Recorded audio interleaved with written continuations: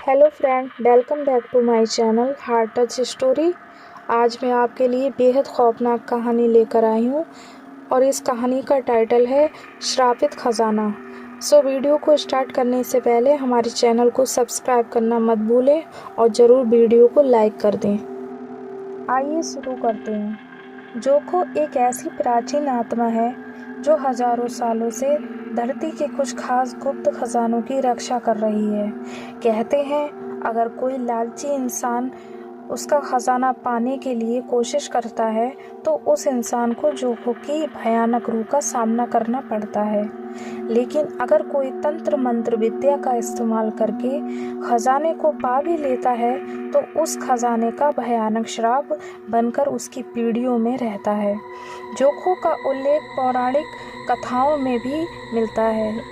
वो भी किसी नेक दिल इंसान को उसकी मर्जी के खजाने में से कुछ सोना दे भी देता है, पर लालची इंसान को वह जिंदा बाहर आने नहीं देता है।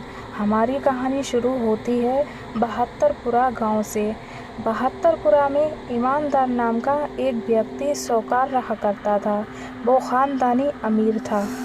उसके पास विरासत में मिली हुई करोड़ों की संपत्ति थी। फिर भी उसने लगभग आधे गांव की जमीन धोखे से हड़प ली थी। साहूकार बहुत ही लालची और घमंडी इंसान था।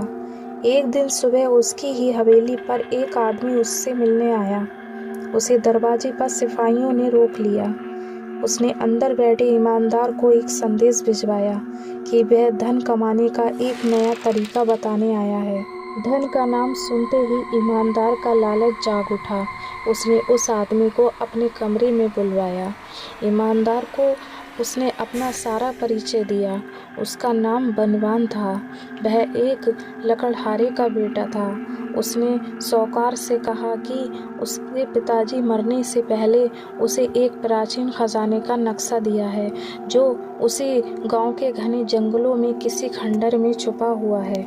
वहां जाने के लिए उसे सिर्फ साहूकार की मदद की ज़रूरत है और बदले में वह और साहूकार आपस में खजाना बांट लेंगे। खजाने का नाम सुनते ही साहूकार ने तुरंत हाँ कर दी, परंतु बनवान ने शर्त रखी कि खजाने की खोज में सिर्फ वह दोनों जाएंगे। फिर दूसरे दिन ईमानदार सुबह बनवान को जंगल के पास वाले पुराने शिव मंदिर में मिला और सबसे पहले नक्शा देखने की मांग करने लगा। बनवान ने ईमानदार को नक्शा दिखाया।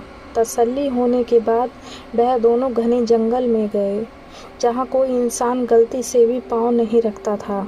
नक्शे के मुताबिक खजाने तक पहुँचने का रास्ता जंगल के पुराने खंडर में छुपे तहखाने से होकर जाता था। वह दोनों खंडर के अंदर दाखिल हुए। खंडर की दीवारों पर कुछ चित्र थे। सभी चित्र पर खजाने के निशान थे, पर उनमें से सबसे अजीब चित्र था खजाने पर बैठा हुआ अजीब सा आदमी। उन चित्रों पर ज़्यादा ध्यान न देते हुए वो दोनों खजाने तक जाने का रास्ता खोजने लगे। उन्होंने उस वीरान खंडर का कोना कोना छान मारा, पर उन्हें छुपे हुए तहखाने का रास्ता मिल नहीं रहा था। फिर वह दोनों थक कर जमीन पर बैठ गए। बनवान ने एक बार फिर से नक्शा खोला और उसका ठीक से निरीक्षण किया तो उसे नक्शे में छुपी हुई वह आकृति दिखी जो पूरा ध्यान लगाकर देखने पर ही दिखती थी। उसी का चित्र दीवार पर बने हुए उस अजीब से आदमी से मिलता जुलता था। फिर बनवान ने उस दीवार के चित्र पर हाथ फेर कर तलाशना शुरू कर दिया। तभी बनवान के हाथ को उस चित्र पर एक छोटा सा पत्थर महसूस हुआ जो थोड़ा सा बाहर निकला हुआ था। वो पत्थर उसने ताकत लगाकर अंदर ढकेला। उसी चित्र के सामने जमीन पर तहखाने का गुप्त दरवाजा खुल गया। ईमानदार ने साथ में लैंटर्न लाया हुआ था। बनवान भाई ने लैंटर्न जला के अपने हाथ में ले ली और वह दोनों धीरे धीरे तहखाने की सीढ़ियाँ उतर रहे। सीढ़ियाँ काफ़ी नीचे तक जाती थीं और उन सीढ़ियों पर ऊपर की तरफ चढ़ते हुए ढेर सारे कंकाल और मशालें दिखीं। दोनों को ऐसा लग रहा था उन सभी इंसानों ने सीढ़ियों पर ही दम तोड़ दिया था। पर कहते हैं ना, लालच बुरी बला है। इतने सारे नर कंकाल देखने के बावजूद भी दोनों की आंखों पर सिर्फ लालच का पर्दा था। अंधेरे में लैलटेन के सहारे नक्शे को निहारते हुए दोनों तहखाने का कोना कोना तलाश रहे थे। आखिरकार उन्हें वह कमरा मिल ही गया जिसमें सारा गुप्त खजाना रखा हुआ था। उनके दरवाजे पर चेतावनी देने के बाद भी वह सब समझ नहीं पाए और अनदेखा करते हुए आगे बढ़ गए। उन्होंने उस कमरे का ताला तोड़ दिया। जैसे ही उन दोनों ने अंदर कदम रखा तभी अचानक से उनकी लैंटेन बिना हवा के अपने आप बुझ गई और उनके पीछे से जोर से दरवाज़ा बंद हो गया। उन्हें किसी के मंत्र पढ़ने की आवाज़ें आने लगीं। अब डर ने उनके मन में भी जगह बना ली थी। वह दोनों वहाँ से भागना चाहते थे।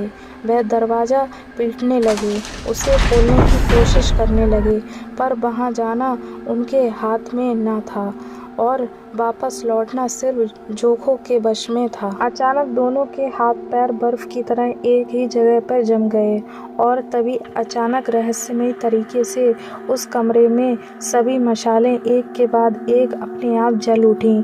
फिर उन्हें दिखाई दिया जोखो, जो खजाने पर पहरा दे रहा था। जोखो ने ईमानदार को देखते ही उसके सिर को धड़ से अलग कर दिया और कहा कि इससे लालच की बदबू मुझे कब से परेशान कर रही थी। इतना कहकर जोखो जोर जोर से हंसने लगा। उसने बनवान से हंसते हुए कहा, मैं तुझे एक मौका देता हूँ, तू जितना तेज भाग सकते हो भागो और तुम इनमें से कोई एक मशाल भी ले जा सकते हो, पर अगर मशाल को तुमने ज़मीन पे रखा तो मैं तुम्हें उसी वक्त मार दूंगा। बनवान डर के मारे कांप रहा था। उसने एक मशाल उठाई और उसके पीछे दरवाज़ा खोलने के साथ ही वह जी जान लगाकर बाहर भागा। जब वह सीढ़ियों से डर के मारे ऊपर की तरफ भाग रहा था तब सीढ़ियों पर इतने सारे कंकाल मौजूद थे कि उनमें से किसी एक कंकाल में पैर अटककर बनवान सीढ़ियों पर गिर गया और उसके हाथ से मशाल छूटकर ज़मीन पर गिर गई।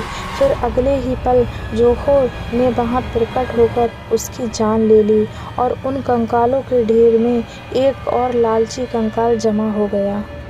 दोस्तों, अगर आपको हमारी ये प्राचीन जोखों की कहानी पसंद आई हो तो हमारे चैनल को हार्ट टचिंग स्टोरी को सब्सक्राइब करें और लाइक देना ना भूलें।